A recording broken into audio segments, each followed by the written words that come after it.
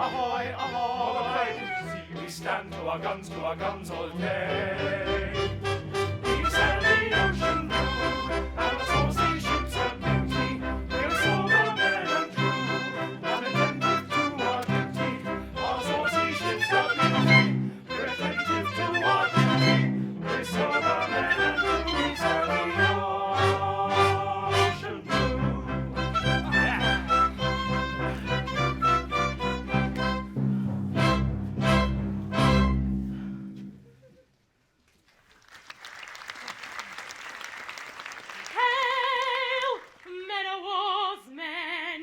Safeguards of your nation. Here is an end at last of all privation. I quite like a bit of that. You've got your pay, spare all you can afford to welcome little Buttercup on board.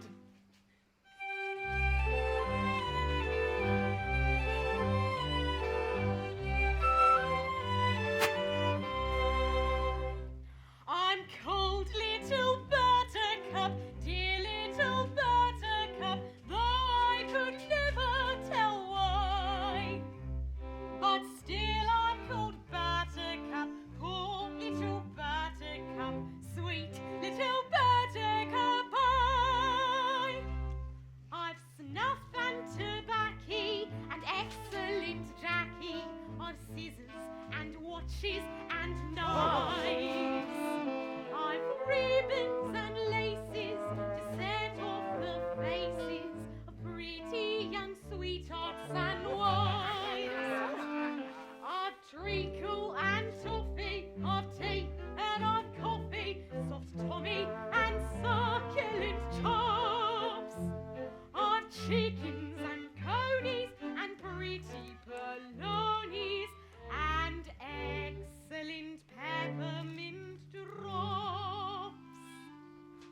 Then buy of your Buttercup, dear little Buttercup, sailors should never be shy. So buy of your Buttercup, poor little Buttercup, come of your Buttercup, buy.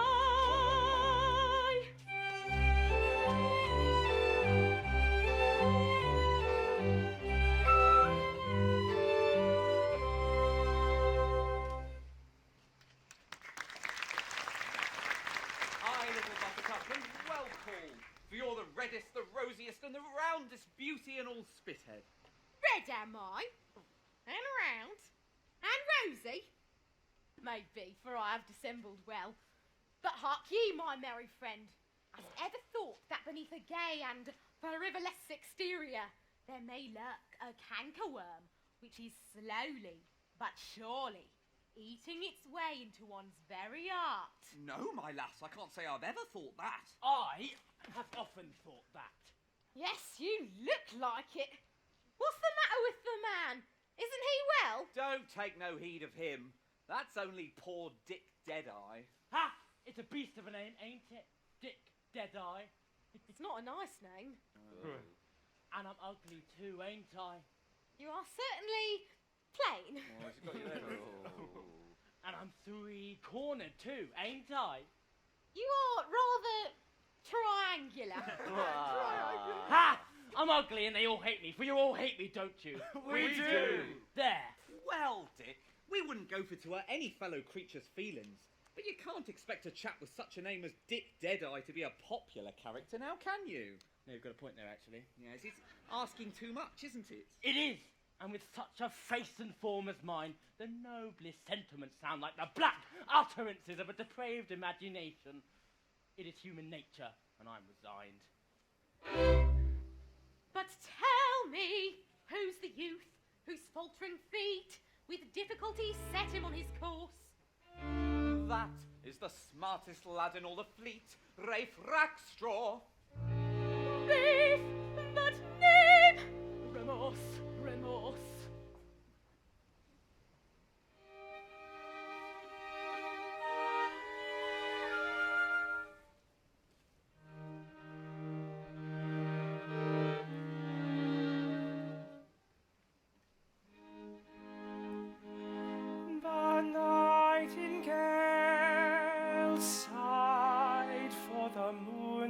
might reign,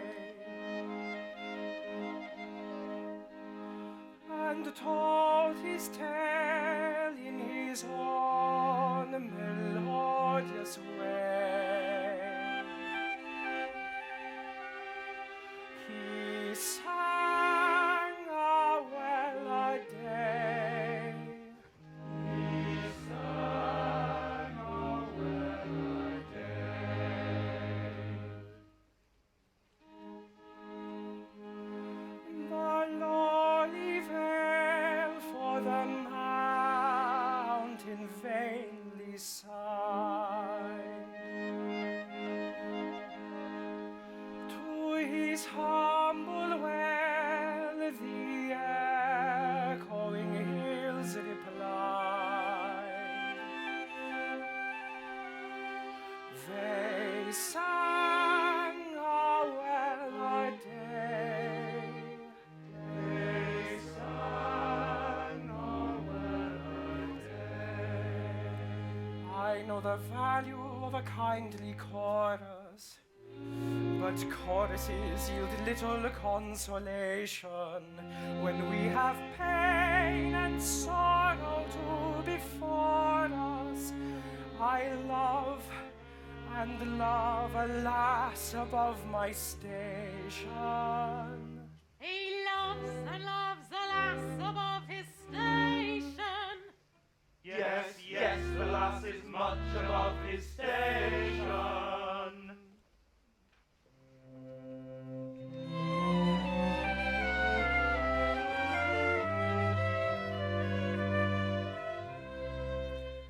A maiden fair to see, the pearl of minstrelsy, a bud of blushing beauty, for whom proud nobles sigh and with each other vie to do her menial's duty. To do her menial's duty. A suitor lowly born, with hopeless passion torn, and poor beyond denying, hath begged for her to pine at whose exalted shrine a world of wealth is sighing. A world of wealth is sighing. Unlearned he, naught save that which love hath taught, for love hath been his tutor. Oh, pity, pity me, a captain's daughter she, and I that lowly suitor.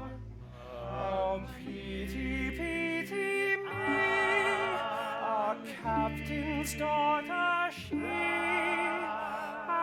I that lowly suitor.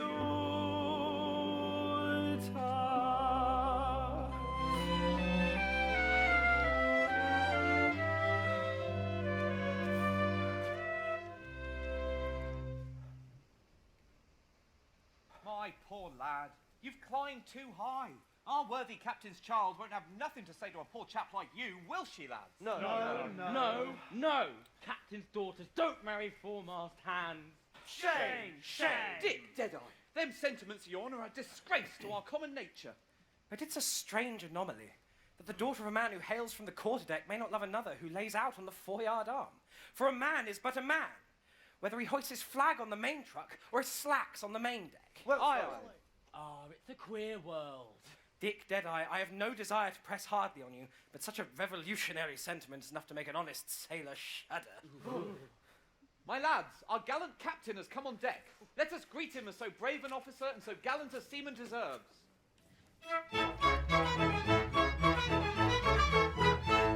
My gallant crew, good morning.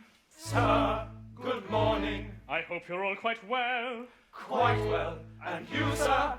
I am in reasonable health, and happy to meet you all once more.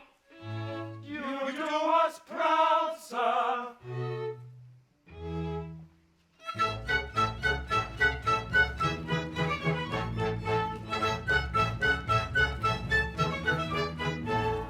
I am the captain of the Pinafore. And a right good captain too. You're very, very good, and be it understood, I command a right good crew. We're very, very good, and be it understood, he commands a right good crew. Though later to appear, I can hand, reef, and steer, or ship a selvagee. I'm never known to quail at the fury of a gale. And I'm never, never sick at sea. What, never? No, never. What, never? Well, hardly ever. He's hardly ever sick at sea. Then give 3 cheers and 1 cheer more for the hardy captain of the Pinafore. Then give 3 cheers and 1 cheer more for the captain of the Pinafore. I do my best to satisfy you all. And with you we're quite content. You're exceedingly polite, and I think it only right to return the compliment. We're exceedingly polite, and he thinks it only right to return the compliment. Bad language or abuse I never, never use, whatever the emergency. Though bother it I may occasionally say, I never use a big, big D. What, never? No, never. What, never? Well, hardly ever. Hardly ever swears a big, big D. Then give 3 cheers and 1 cheer more for the well-bred captain of the Pinafore. Then give 3 cheers and 1 cheer more for the captain of the Pinafore.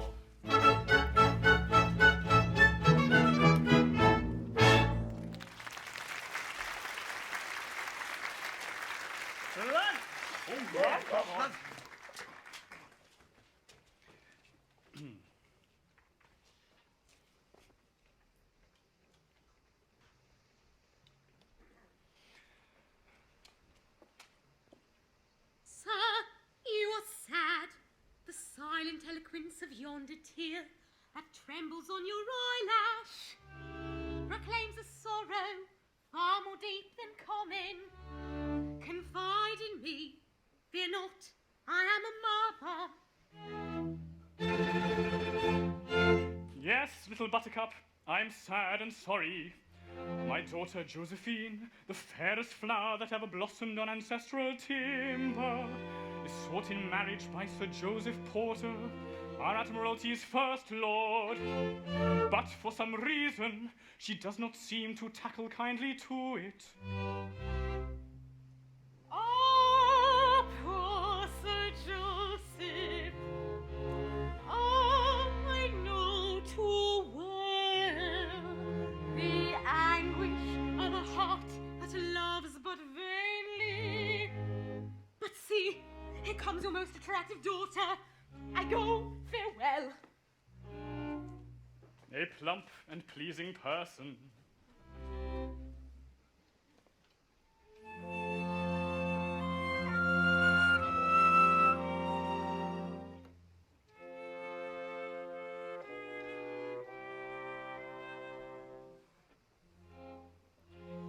Sorry I not who loves too well.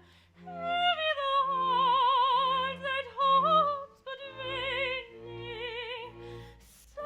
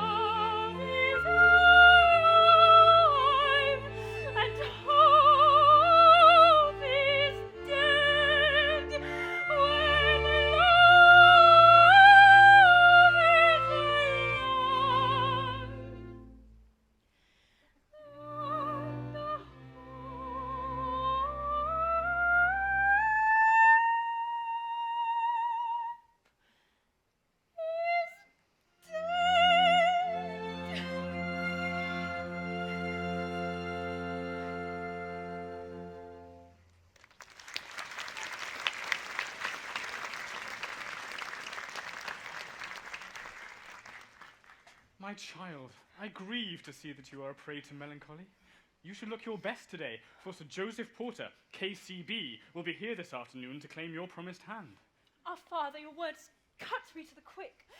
I can esteem, reverence, venerate Sir Joseph, for he is a great and good man. But, I cannot love him. My heart is already given.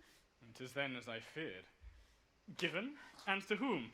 Not to some gilded lordling? No, father, the object of my love is no lordling. Oh, pity me, but he is a common sailor on board your own ship. Impossible. It is true, too true. A common sailor? Oh, fie. I blush for the weakness that allows me to cherish such a passion. I hate myself when I think of the depths to which I have stooped in permitting myself to think how tenderly of someone so humbly born, but I love him. I love him. I love him. Come, my child, let us talk this over. In a matter of the heart, I would not compel my daughter. I care but little for rank or wealth, but the line must be drawn somewhere. A man in that station may be brave and worthy, but at every step he would commit breaches of grammar that society would never pardon. Our father, I have thought of this night and day, but fear not. I have a heart, and therefore I love, but I am your daughter, and therefore I am proud. Though I carry my love with me to the tomb, he shall never know it. You are my daughter, after all. Ah, but see, Sir Joseph's barge approaches, manned by 12 trusty oarsmen and accompanied by the admiring crowd of sisters, cousins, and aunts who attend him wherever he goes. Retire, my daughter, to your cabin. Take this, his photograph, with you. It may help to bring you to a more reasonable frame of mind. My own thoughtful father.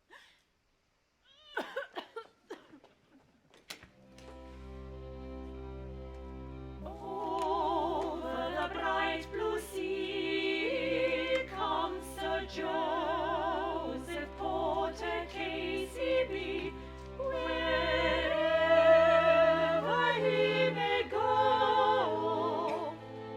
Bang, bang, aloud nine-pounders go, shout over bright blue sea, for Sir Joseph Porter, KCB.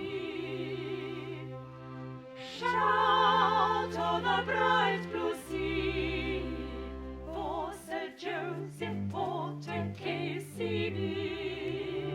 For Sir Joseph Porter, KCB.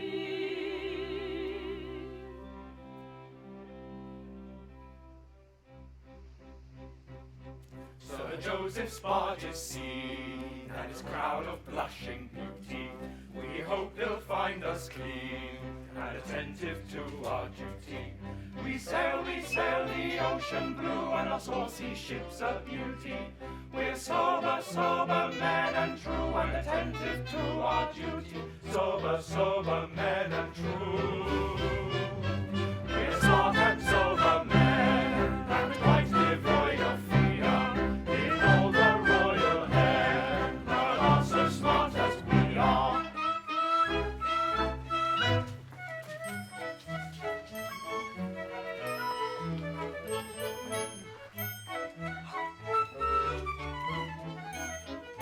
Giddy, tripping, lightly skipping, flock the maidens to the shipping. Giddy, tripping, lightly skipping, flock the maidens to the shipping. Flags and guns and pen and skipping, all the ladies love the shipping. Sailors rightly, always rightly, welcome ladies so politely.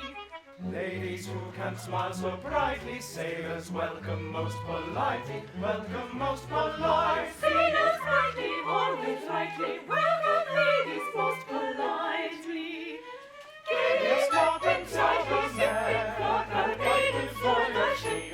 Giddy, all the tripping, royal air, flock the none are so maidens smart to the as we are. Sailors Who can rightly, smile so always brightly, rightly, sailors welcome welcome ladies most most politely.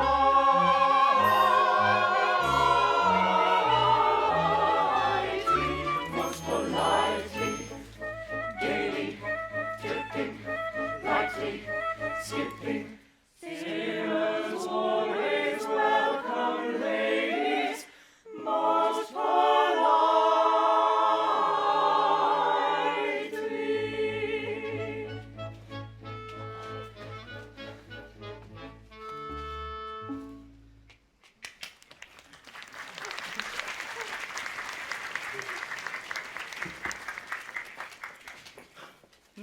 give 3 cheers. I'll lead the way. Hurrah! Hurrah! Hooray! Hooray! Hooray!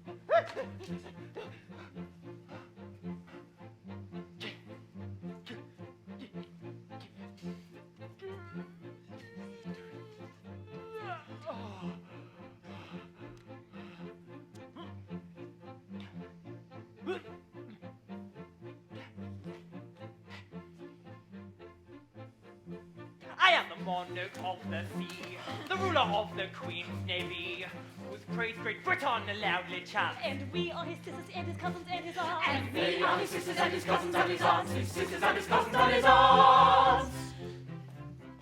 When at anchor here I ride, my bosom swells with pride, and I snap my fingers at a foeman's torch. And so do his sisters and his cousins and his aunts. And so do his sisters and his cousins and his aunts, his sisters and his cousins and his aunts.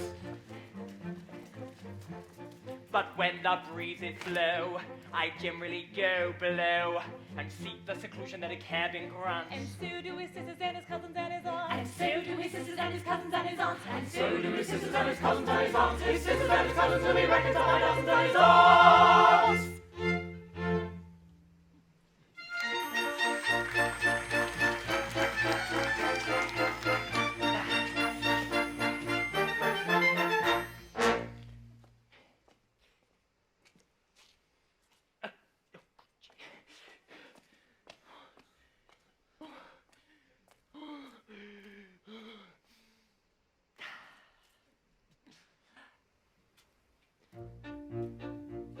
When I was a lad, I served a term as office boy to an attorney's firm. I cleaned the windows and I swept the floor, and I polished up the handle on the big front door. He polished up the handle on the big front door. I polished up the handle so carefully that now I am the ruler of the Queen's Navy. He polished up the handle so carefully that now he is the ruler of the Queen's Navy. As office boy, I made such a mark that they gave me the post of a junior clerk. I served the writs with a smile so bland, and I copied all the letters in a big round hand. He copied all the letters in a big round hand. I copied all the letters in a hand so free that now I am the ruler of the Queen's Navy. He copied all the letters in a hand so free that now he is the ruler of the Queen's Navy. In serving writs, I made such a name that an article clerk I soon became. I wore clean collars and a brand new suit for the pass examination at the institute. For the pass examination at the institute. That pass examination did so well for me that now I am the ruler of the Queen's Navy. That pass examination did so well for he that now he is the ruler of the Queen's Navy. Of legal knowledge, I acquired such a grip that they took me into the partnership. And that junior partnership, I ween, was the only ship I ever had seen. Was the only ship he ever had seen. But that kind of ship so suited me, so now I am the ruler of the Queen's Navy. That kind of ship so suited he that now he is the ruler of the Queen's Navy. I grew so rich that I was sent by a pocket borough into Parliament. I always voted at my party school, and I never thought of thinking for myself at all. He never thought of thinking for himself at all. I thought so. Little, they rewarded me by making me the ruler of the Queen's Navy. He thought so little they rewarded he by making him the ruler of the Queen's Navy. Now, landsmen, all whoever you may be, if you want to rise to the top of the tree, if your soul is embedded to an office stool, be careful to be guided by this golden rule. Be careful to be guided by this golden rule. Stick close to your desks and never go to sea. And you can all be rulers of the Queen's Navy. Stick close to your desks and never go to sea, and we all may be rulers of the Queen's Navy.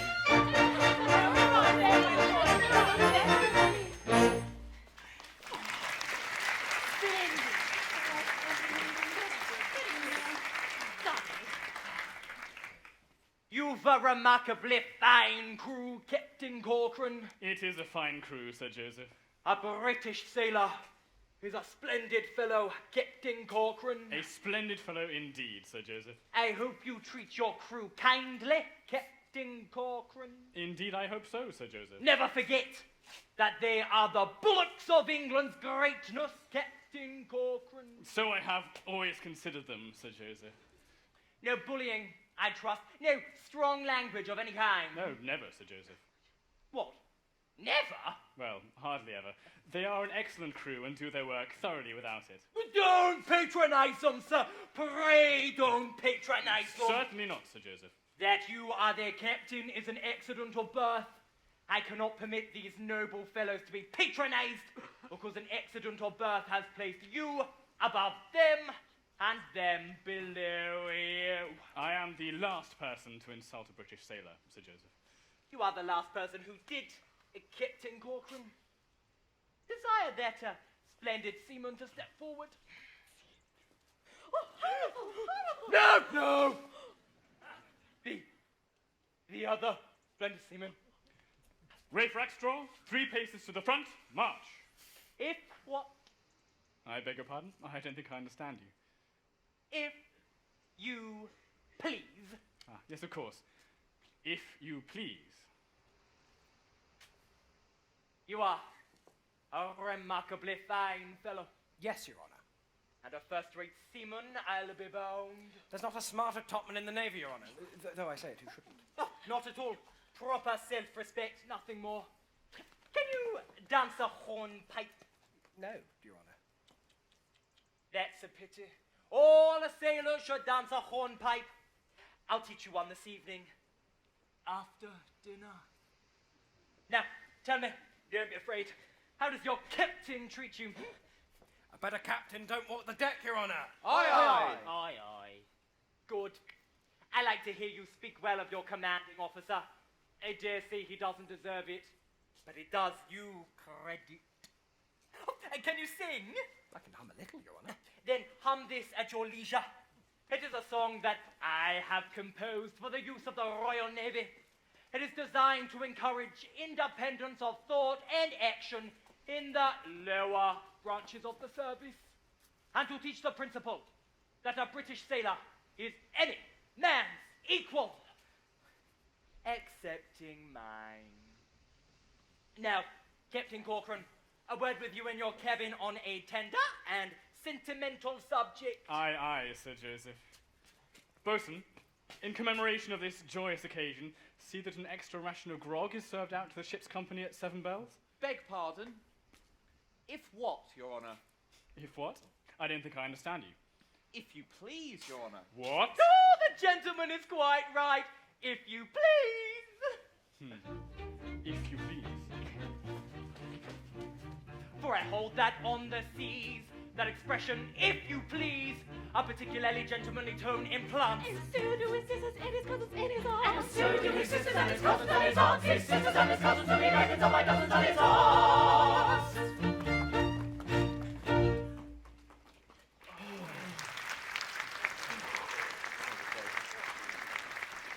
Ah, Sir Joseph's a true gentleman, courteous and considerate to the very humblest. True, Bosun, but we're not the very humblest. Sir Joseph has revealed our true position to us. As he says, a British sailor is any man's equal, excepting his. And if Sir Joseph says this, is it not our duty to believe him? Well spoke, well spoke. You're on the wrong tack, and so is he. He means well, but he don't know. When people start obeying other people's orders, equality's out the question. Horrible. Dick Deadeye, if you go forth to infuriate this here ship's company too far, I won't answer for being able to hold them in. I'm shocked. That's what I am. Shocked. Messmates, my mind's made up. I'll speak to the captain's daughter and tell her, like an honest man, of the honest love I have for her. Aye. After all, is not my love as good as another's? Is not my heart as true as another's? Have I not hands and eyes and ears and limbs like another? Aye. True, I lack birth. You've a berth aboard this very ship. Well said. I had forgotten that. Well, messmates, what do you say? Do you approve my determination? We do. I don't. What is to be done with this here hopeless chap?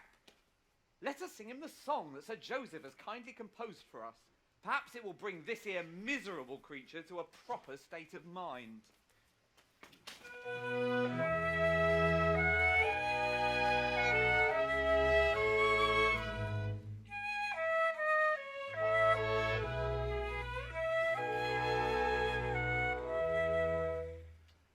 A British town is a soaring soul, as free as a mountain bird. His energetic fist should be ready to resist a dictatorial word. His nose should pant, and his lip should curl. His cheek should flame, and his brow should furl. His bosom should heave, and his heart should glow, and his fist be ever ready for a knock-down blow. His nose should pant, and his lip should curl. His cheek should flame, his brow should furl. His bosom should heave, and his heart should glow, and his fist be ever ready for a knock-down blow.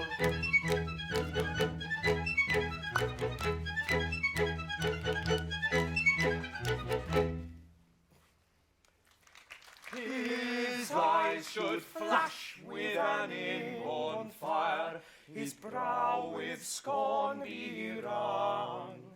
He never should bow down to a domineering frown, or the tang of a tyrant tongue. His foot should stamp, and his throat should growl. His hair should twirl, and his face should scowl. His eyes should flash, and his breast protrude. And this should be his customary attitude. His foot should stamp, and his throat should growl. His hair should twirl, and his face should scowl. His eyes should flash, and his breast protrude. And this should be his customary attitude. His attitude, his attitude, his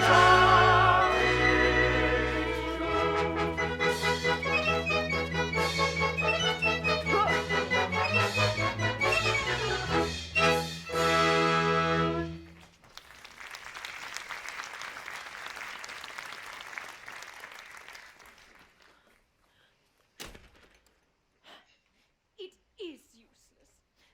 Sir Joseph's attentions nauseate me. I know that he is a truly great and good man, for he told me so himself. But to me he seems tedious, fretful, and dictatorial. Yet his must be a mind of no common order, or he would not dare to teach my dear father to dance a hornpipe on the cabin table. Rafe Rackstraw. I, lady, no other than poor Rafe Rackstraw. How my heart beats. And why poor, Rafe? Poor in the essence of happiness, lady, rich only in never-ending unrest. In me there meet a combination of antithetical elements at eternal war with one another, driven hither by objective influences, thither by subjective emotion, wafted one moment into blazing day by mocking hope, plunged the next into the Sumerian darkness of tangible despair. I am but a living ganglion of irreconcilable antagonisms. I hope I make myself clear, lady. Perfectly. His simple eloquence goes to my heart. Oh, if I dared. But no, the thought is madness. Dismiss these foolish fancies, they taught you but needlessly. Come, make one effort. I will. One. Josephine! Sir! Aye, even though Jove's armory were launched at the head of the audacious mortal whose lips, unhallowed by relationship, dared to breathe that precious word, yet would I breathe it once, then perchance be silent evermore. Josephine, in one brief breath I will concentrate the hopes, the doubts, the anxious fears of 6 weary months. Josephine, I am a British sailor, and I love you. Sir, this audacity! Oh, my heart, my beating heart. This unwarrantable presumption on the part of a common sailor. Common, oh, the irony of the word. Oh, sir, you forget the disparity in our rank. I forget nothing, haughty lady. I love you desperately. My life is in your hands. I lay it at your feet. Give me hope. What I lack in education and polite accomplishments, that I will endeavour to acquire. Drive me to despair, and in death alone I shall look for consolation. I am proud, and will not stoop to implore. I have spoken. and I wait your word. You shall not wait long. Your proffered love I haughtily reject. Go, sir, and land to cast your eye on some village maiden in your own poor rank. They shall be lowered before your captain's daughter. Refrain, audacious tires, you are pressing. Remember what you are, and you are dressing. Refrain, audacious tires, you are pressing. Remember what you are, and you are dressing. Refrain, audacious tires, remember what you are.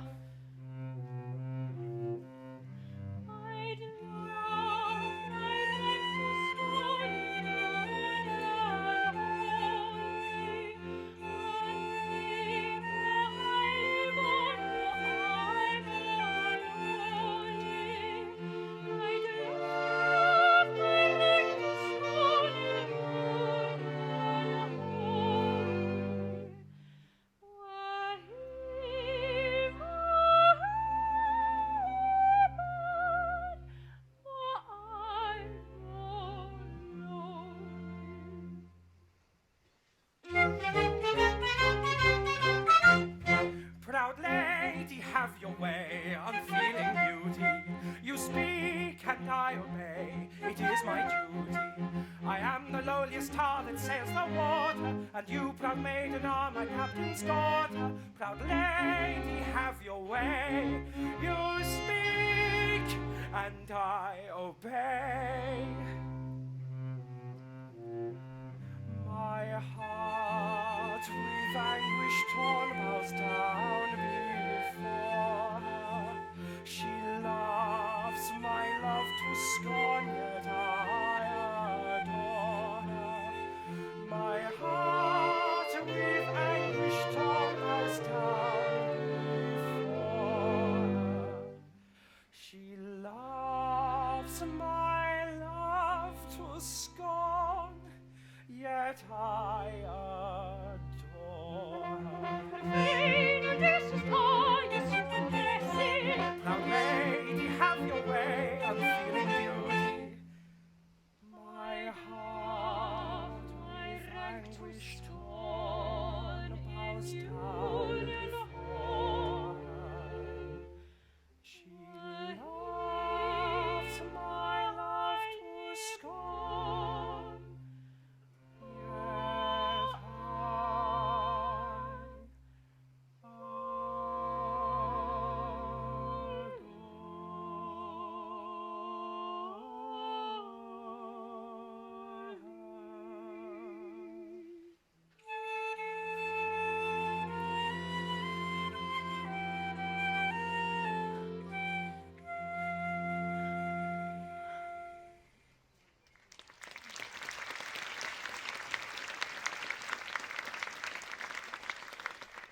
Were he not a common sailor, my heart could break its steely silence. And now the marriage bell is soon to toll, and with it a life of lovelorn loneliness.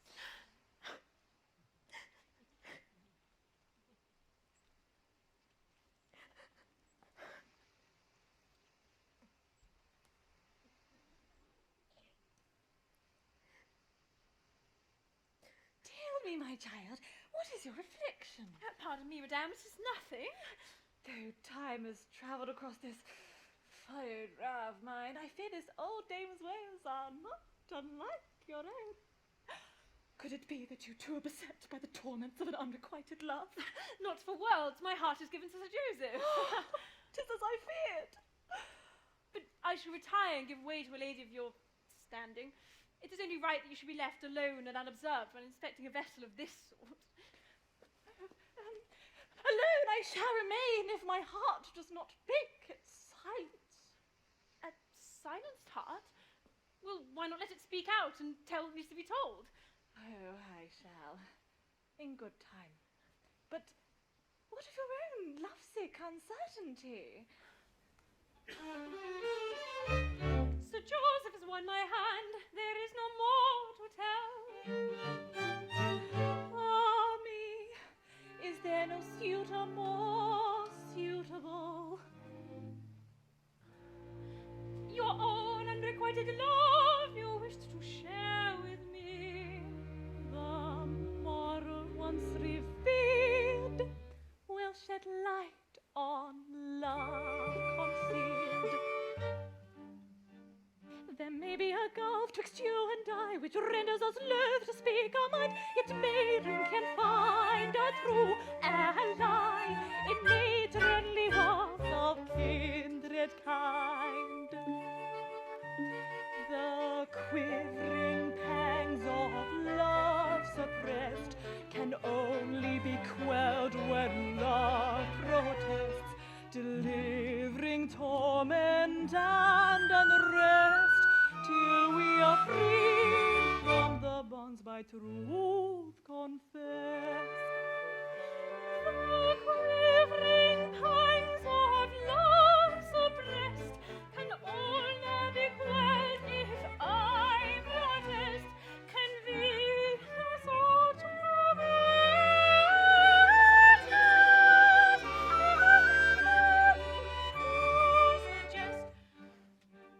no stranger to heartache, secret strain, the sturdier lady feels the same in always refusing to speak quite plain. You add further fire to heart flame. The quivering pangs of love suppressed can only be quelled when love protests, delivering torment and unrest, till we are free from the bonds by truth confessed. The quivering pangs of love suppressed can only be quelled when you protest, delivering torment and unrest.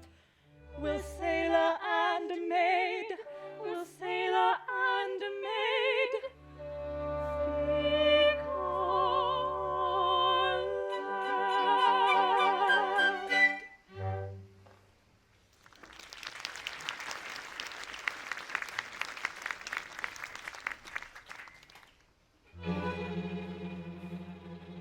Can I survive this overbearing, or live a life of mad despairing? My prophet love despised, rejected. No, no, it's not to be expected.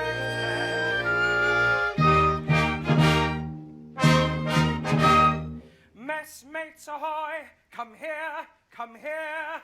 I am a boy, what cheer, what cheer? Now tell us, pray, without delay, what does she say? What cheer, what cheer? The maiden treats my suit with scorn, rejects my humble gift. My lady, she says I am ignobly born, and cuts my hopes adrift. My lady, Oh, cruel one, oh, cruel one. She spurns your suit. Oh, oh, I told you so. I told you so. Shall we submit? Are we but slaves? Love comes alike to high and low. Britannia's sailors rule the waves, and shall we stoop to insult? No, no. You must submit, you are but slaves. A lady, she, oh, you lowly toilers of the waves. She spurns you all. I told you so. Shall we submit? Are we but slaves? Shall we submit? Are we but slaves? Love comes alike to high and low.